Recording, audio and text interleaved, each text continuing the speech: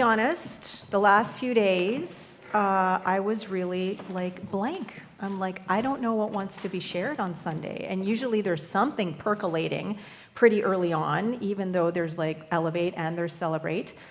And so last night, I mean, it was just like, oh my God, what wants to be shared? What wants to be shared? And the last few days have been challenging for a few different reasons.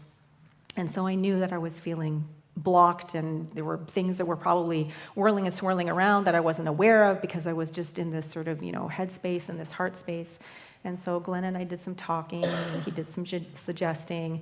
And as I went to bed, I was just sort of opening up to what wants to be shared, what wants to be shared, what wants to be shared. And because there was nothing that was sort of coming from within, or I wasn't able to tune into what was coming from within, I thought, okay, you know what? I'm just going to go and pull out some books and see what happens. And one of the books that I pulled out is by a friend of mine from CSL Palm Desert. It is called Fear to Faith, and it is written by now Reverend Dr. Dale Olansky. When she wrote this, she was a spiritual practitioner, and I met her when she was going through ministerial studies and I was going through spiritual practitioner studies. Our classes were in tandem together with our teacher, Dr. James Mellon, and she was one of my favorite students from that class, and we connected and became friends, and she sent me this book. Now, she wrote this book in 2019, just after the first time that Donald Trump was elected, and it was her way of offering something to the community to help people to focus on the wholeness, allness, and truth of their being, rather than get caught up with all of the stuff that was going on in the news, with all of the stuff that people were trying to navigate, but focusing, bless you, and creating their experience from external experiences rather than from within as the love that they truly are. And so I had this book on my desk, and I thought, okay, how am I going to sort of discern what to look to? And because she just has page, like days in here. So I'm like, okay, well, what day is today? Today is day 137 of the year. And so I turn and I'm like, whoa, this is good. So this is what she writes for day 137 in her book. We don't give ourselves enough credit for the effort it takes to do this thing called life every day. The amount of mental and emotional energy it takes just to manage our identity is enormous.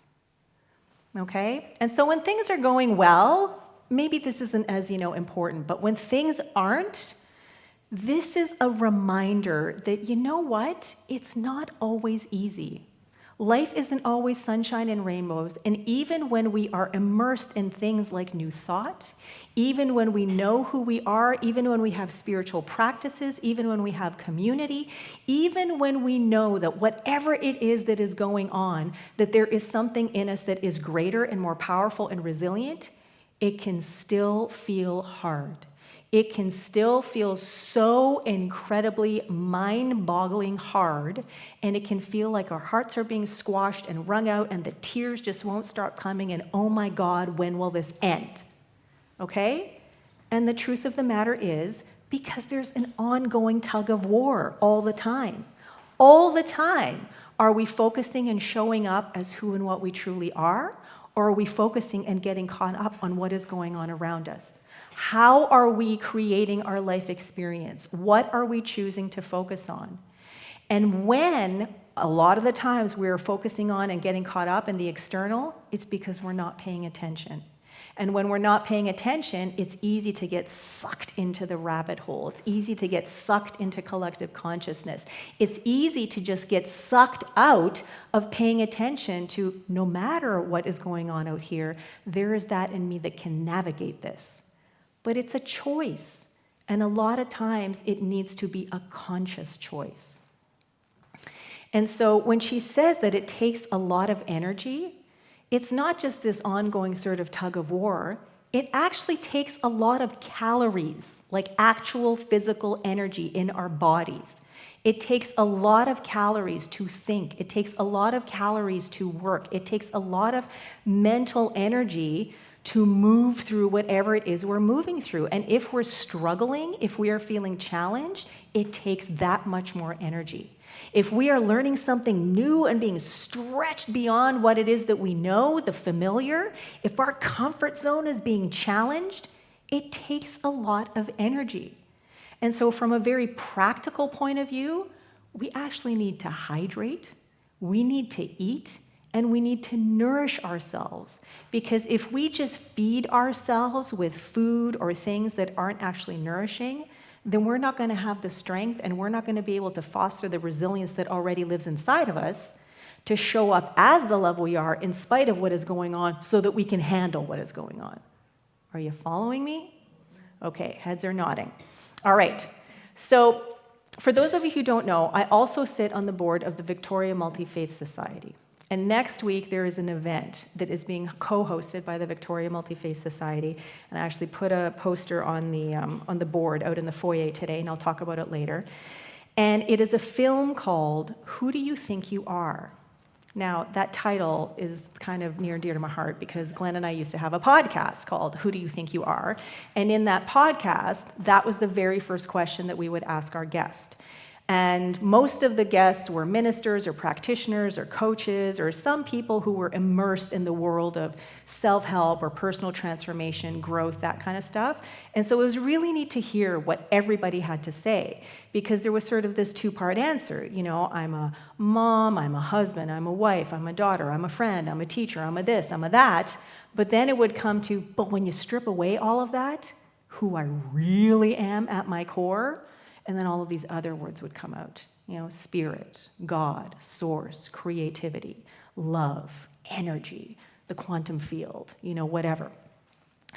And so this movie that has been out for about 6 months or so, I think, is being shown at 2 screenings here in Victoria, and I'm going to go to the one next week. It's at the UVic Multi-Faith Center in the evening, and the filmmakers are going to be there to answer questions. And what they wanted to do was they wanted to make a film that might support people in navigating challenging times. And so they talked to a bunch of different people, a bunch of different experts. Neil Donald Walsh is one of them. And so that's why we had the quote that we did during meditation. And the very first thing in the trailer that you hear is you hear Neil Donald Walsh say, "The biggest problem in the world today is that we do not understand the true nature of who we are." Now, I've only seen the trailer. I haven't seen the film, so I can only guess, you know, what it's going to be about. But my guess is that they are going to let us know that we are bigger and more powerful and just more creative than whatever it is that we have been experiencing up until now, than even who we think we have been up until now. And so this is our reminder. This is our call to action every single time we come together, every single time we think or breathe. This is our work to do, to remember that just because we have a thought doesn't mean it's true. Just because we feel something doesn't mean we have to identify with it. And just because we've had an experience before doesn't mean we're going to have that experience, that kind of experience, exactly the same way again. Because every single moment is a brand new moment, brand new opportunity for us to show up as the love we are, for us to literally choose love. Choose peace, choose harmony, choose compassion, choose the truth of our being, knowing that the truth of our being is the truth of everyone's being. So no matter what decisions other people make, if they are famous, if they are in power, if they are politicians, if they are in the media, if you don't agree with them, that's your prerogative. I just invite all of us to remember that they are just as much as God, love, source, spirit, energy, creativity, whatever you want to call it, as we are. Because there's only one thing going on. There's no less of it over here than there is over here. Shannon isn't any more of it than Adrian is. Okay? Everyone and everything is God. Everyone and everything is pure, essential love expressing all the time. But where we get tripped up is that our attention shifts to something else. Our attention shifts to the news. It shifts to the frustrations. It shifts to the feelings. It shifts to the thoughts. And so our job is to continually remember who we are, and then to show up as that so we can navigate all of this other stuff as that love, as that wholeness, as that allness. So the other thing that Neil Donald Walsh says is that world problems are problems of consciousness. They're not like man-made problems. It's the consciousness that people are vibrating at. It's the level of consciousness that people are embodying. And the thing that gets people into trouble, or that gets communities or organizations or cities or countries or nations or whatever into trouble, is when people try to solve a problem from the same level of consciousness that the problem came from in the first place. And so this is where we have an opportunity to let go, right? Let go. I'm not saying don't focus on the problem, that things don't have to be solved, that things don't have to be changed. But remember that there is something bigger and greater and more powerful at play. And when we shift to that, then these infinite possibilities that maybe haven't even come to light before, all of a sudden that's what we're tuning into, rather than what's been going on for however long. So back to Dale's book. She writes, one of my favorite aspects of being on the one of my favorite aspects of being on the spiritual path is knowing there is a higher power that I can surrender to and relax my whole being into at any time. And I can let go of needing to figure out myself. So as I was reading this, and I was thinking, okay, this is good when things are going well, and when I'm like in the zone and feeling at peace and happy and whatever. But when I am crying, when I feel like my heart is being wrung out, when I am spiraling into that like pit of despair or whatever, it's not so easy to just go, okay, I'm just gonna let go and surrender. And so one of the things in my life that allows me to remember very quickly is our two cats, Mercury and Yuzu, because they are just little bundles and expressions of love in fur and on 4 feet. You know? And even when they're driving us crazy, there is still this connection that I feel in my heart. And I just have to bring them to my mind's eye. I don't even have to be in the room with them, and my heart just explodes. And I was thinking about Mercury and Yuzu and their last, we got Yuzu in September, so 6-7 months, whatever it is that's gone by, and their dynamic and their relationship and how it has evolved over the last few months. Because when Yuzu first arrived, she's really little, she's really sweet, she's very petite. We think she's 2 years old, not 100% sure, the paperwork wasn't, that great, but she's petite. And she was just little Miss Congeniality and little Miss Friendship, and just like was wandering around like curious and sniffing and whatever, while Mercury was just like asserting her dominance and swatting at her and hissing at her and growling at her, whatever, and pouncing on her. And over the next few months, it just felt like Mercury literally just like put the fear into Yuzu. And I thought, oh my God, I was kind of hoping for the other way around, right? And there were so many people who were saying, oh my God, 2 female cats, you are in for it now. Like you're gonna have World War III on your hands. It's not gonna work. You should think about getting rid of one. And I'm like, no, the reason that I wanted to get another cat was because we wanted a companion for Mercury just as much as we wanted another little ball of presence and love, in our home for ourselves. So I'm like, no, this is gonna work. They're gonna fall in love with each other. They're gonna, And so there's this hormone, for those of you non-cat owners, there's this thing you can buy called Feel Away that you plug into the wall, and it emits a hormone that people can't smell, but cats can smell, and it reminds them of their mother.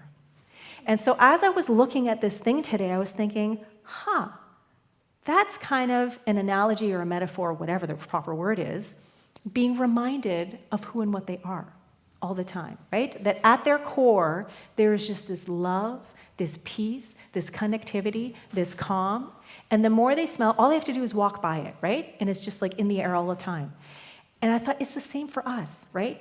That's why we have our practices. That's why we come together in community. That's why we like to spend time with people who are open-minded, who are like-hearted. Because whatever we know in ourselves already, we recognize in someone else, and then that gets amplified. And so I started thinking, at the beginning, Yuzu was this one way, Mercury was this one way, and then we got this thing a few months in and plugged it in, and it's taken a few months, but now they actually spend time together. They hang out with each other. They play with each other. they swat at each other. Like Yuzu is now a lot more confident and assertive. And she's like, I'm not taking that. But they hang out together, and it's like they have like found this incredible peace and harmony together. And for me, I'm like, well, that's an illustration of they know who they are. And so the title of my talk today is, When You Know Who You Are. And so these are our cats, Yuzu and Mercury. And the cool thing about this picture is the one who's on top is Yuzu, the littler one, and then Mercury, who's the 9-year-old. She'll be 9 in 2 days. She's the one lying on the couch. But this picture to me just symbolizes knowing who you are. The confidence, the here I am, unapologetically me, and they are totally in harmony with each other, just being who they are. And it just, to me, is like, that's what I want. That's the kind of confidence I want. I want to feel that relaxed. I want to just like know without a shadow of a doubt that, I am me, I am God, I am spirit, I am source, hear me roar kind of thing. And so that is why this picture here today. And so this hormone just has been a lifesaver because it's like they found each other. They found each other, they found whatever it is in them, they recognize it in each other, and they get along, which is great for us. But to me, the bigger picture is this is the same thing for us. So every time we lean into our practices, every time we go to someone that we know, who we trust and love, every time we come together in community, anytime we hear a piece of music, go out into nature, whatever it is that makes you feel whole, I invite you to practice that and to do that more regularly, more consistently. Hi, come on in if you want to come in. Welcome.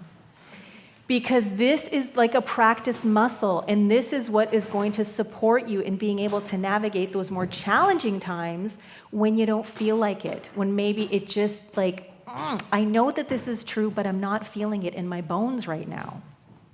So in the end, life can be challenging, and it can take a lot of energy to navigate.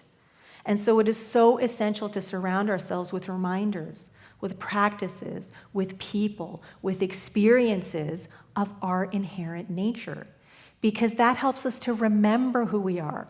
But remembering isn't enough, right? We actually need to embody, we need to embrace and embody our true nature. And so the more we do that, the more we show up as the love that we are, the more we are able to navigate all of that other stuff that is going on, which actually isn't separate from us at all. It is a reflection of what is going on inside. But the stronger and more confident and more anchored we are in knowing who and what we are to begin with, the more adept we are at navigating everything that is going on seemingly all around us. So this is about consciousness, this is about commitment, and this is about remembering that no matter what you think, no matter what you feel, no matter what you believe, no matter what you experience, there is that in each and every one of us that is so powerful, that is so creative, that is so strong, that is so resilient, that it is bigger and more powerful and creative than any of that stuff all put together. So I invite us all to continue to move our attention, shift our attention within. And as we shift our attention within and remember who we are, know who we are, we show up more fully that way, as that love, as that power, as that presence, as that creativity for ourselves, each other, and our world. Thank you, and so it is.